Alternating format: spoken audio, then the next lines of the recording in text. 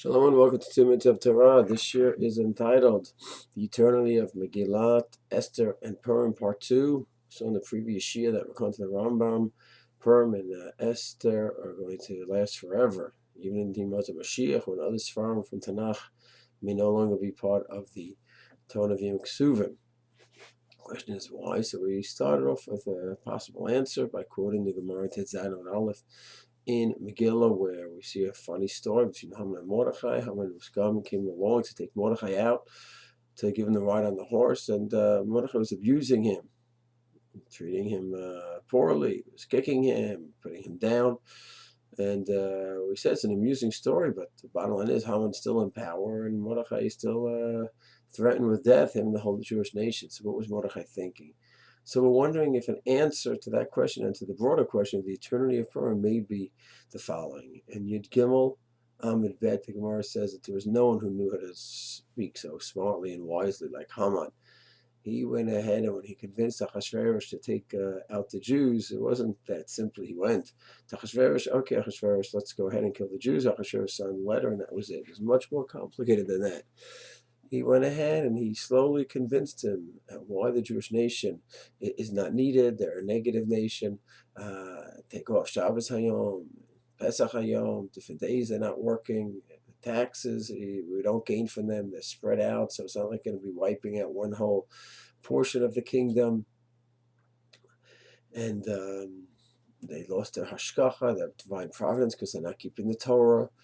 He even mentioned some halachot that would turn Achashverosh against the Jewish nation. He mentioned that if a fly would fall in the wine, the Jew would just take out the fly and drink it. If Achashverosh would touch the wine, they'd throw out the wine.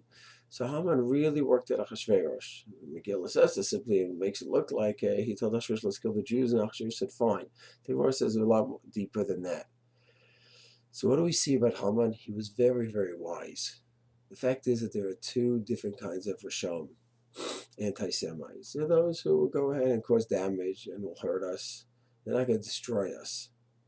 They'll go ahead and get into a brawl with us, a fight with us, might injure us, and chas v'shalom might kill us. But they're not going to have a plan to wipe out the whole nation. That's a different category of a Russia.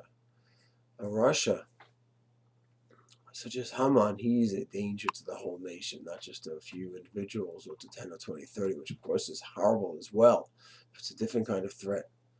And the threat of a Haman is someone who is a very wise person, has a plan, a long-term plan. He has a lot of patience, and he's ready to go ahead step by step to go through with his plan.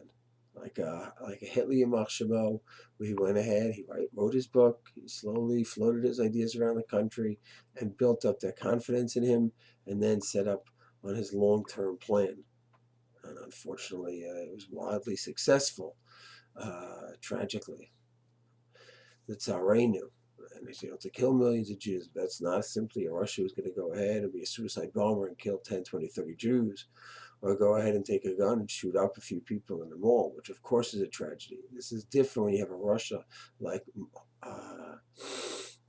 a Hitler Machshmo, like a Hamani Machshmo. They have a long-term plan, and that kind of Russia is lethal.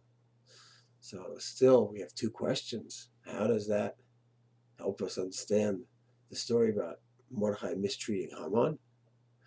And how does that help us understand the eternity of Purim and the eternity of Megilat Estrher? It's Hashem. In part 3, we'll analyze that.